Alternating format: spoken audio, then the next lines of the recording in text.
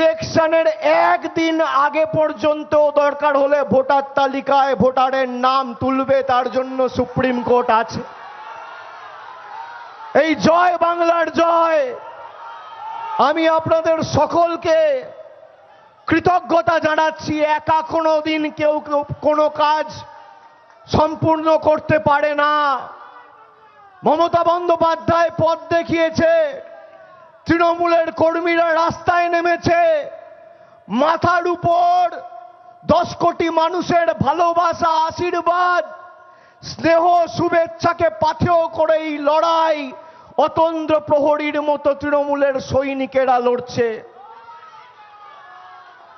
আমরা যে যে দাবিগুলো তুলেছিলাম প্রত্যেকটা দাবিকে সুপ্রিম কোর্ট মান্যতা দিয়েছে। আমরা যখন ম্যাপ ভোটারদের কথা তুলেছি, সুপ্রিম কোর্ট বলেছে ইলেকশন ঘোষণা হওয়ার পরেও নির্বাচনের একদিন আগেও যদি কোনো সমস্যা হয় তার জন্য ভারতবর্ষের সুপ্রিম কোর্ট আছে, আমরা দেখব। নির্বাচন কমিশনের উপর দেশের সর্বোচ্চ আদালতও ভরসা রাখেনি। সেই কারণে নির্বাচন কমিশনকে একতরফা সিদ্ধান্ত নেওয়ার স্বাধীনতা সুপ্রিম কোর্টও দেয়নি। গতবারের হিয়ারিংয়ে যেমন জুডিশিয়াল অফিসারদের নিযুক্ত করা হয়েছিল, স্বাধীনভাবে তাদের কাজ করতে দেয়নি বলে আজকে রীতিমতো কোর্টের ভৎসনার মুখে পড়েছে নির্বাচন কমিশন। এবং যারা তাদের অ্যাপের মাধ্যমে নতুন গাইডলাইন তৈরি করে সুপ্রিম কোর্টের অর্ডার ভায়োলেট করে জুডিশিয়াল অফিসারদের ভুল পথে পরিচালিত করছিল, বিভ্রান্ত করছিল, তার জন্য সুপ্রিম কোর্ট আজকে নতুন অ্যাপিলেট অথরিটি তৈরি করেছে। আমি সবাইকে, বাংলার প্রত্যেকটা মানুষকে আমার অন্তরের অন্তঃস্থল থেকে কৃতজ্ঞতা জানাচ্ছি। এই লড়াই আজকে শেষ নয়। লড়াই সেদিনকে শেষ হবে যেদিনকে প্রত্যেকটা মানুষ তার ভোটাধিকার পাবে। শুধু তাই নয়, তারপর ফর্ম 6 আছে। অবৈধভাবে যদি কারোর নাম কেটে দেওয়া হয় তার জন্য সে ফর্ম 6 ফিল আপ করবে। কোর্ট বলেছে পরবর্তীকালে দরকার হলে আবার কোর্টের দৃষ্টি আকর্ষণ করতে পারবেন। আমরা গোটা বিষয়টায় নজর রাখব। কিন্তু আমি আপনাদের সকলের অনুমতি নিয়ে দিদিকে অনুরোধ করব। আমি গতকালও বলেছিলাম, আমি আজও সকালে ওনাকে বলেছি যে আপনি যে দাবি নিয়ে ধর্নায় বসেছেন, আপনার এই দাবিকে দেশের সর্বোচ্চ আদালত মান্যতা দিয়েছেন।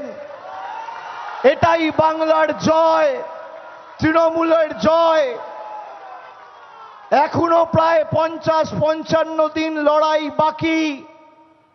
এপ্রিলের 30 তারিখ অবধি লড়াই চলবে। আপনাকে বাংলার 10 কোটি মানুষের স্বার্থে সুস্থ থাকতে হবে। বাকিটা আমরা আছি, আমরা বুঝে নেব। যেখানে যে মানুষের কোনো অসুবিধা হবে, ফাইনাল ভোটার লিস্ট বেরিয়েছে, সেখানে যারা ডিইও অফিসে বা ব্লক ওয়াইজ লাইন দিয়ে ফর্ম ফিল আপ করছে, তৃণমূল কংগ্রেসের সৈনিকেরা সাধারণ মানুষকে সাহায্য করুন, তাদের সহযোগিতার হাত বাড়িয়ে দিন যাতে কোনো অসুবিধা না হয়।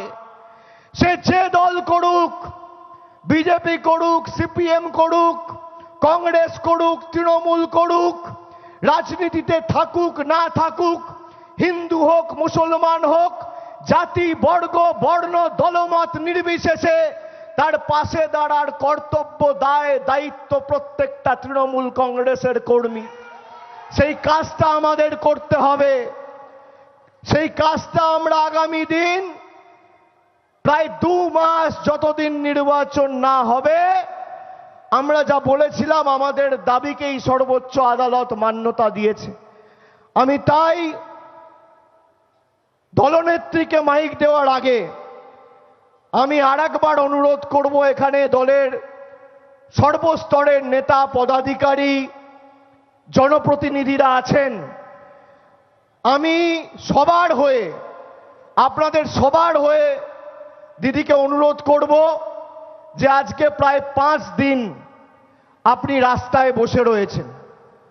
জ্ঞানেশ কুমার এসছিল, হোঁচট খেয়ে ল্যাজ গুটিয়ে পালিয়েছে। বাংলার মানুষের প্রশ্নের জবাব জ্ঞানেশ কুমারের কাছে নেই। অন্যদিকে দেশের সর্বোচ্চ আদালত আমাদের দাবিকে স্বীকৃতি দিয়েছে, মান্যতা দিয়েছে। আপনি আজকে মানুষের উদ্দেশ্যে 2-4 কথা বলে, আমাদের আবেদন থাকবে, নিবেদন থাকবে, আপনি এই কর্মসূচির সমাপ্তি ঘোষণা করুন। বাকিটা তৃণমূল কংগ্রেসের কর্মীরা আমরা তো আছি। যে বিধানসভায় যাওয়ার প্রয়োজন আমি নিজে যাব, মমতা ব্যানার্জি তো যাবেই। যে অঞ্চলে ঢুকতে বলবেন ঢুকবো, যে রাস্তায় গ্রামে হাঁটতে বলবেন হাঁটবো। 80,000 বুথে এদের নিঃস্ব করে গণতান্ত্রিকভাবে দেউলিয়া করতে হবে। এই লড়াই সেই লড়াই। আপনাদের সমর্থন আছে তো? আছে।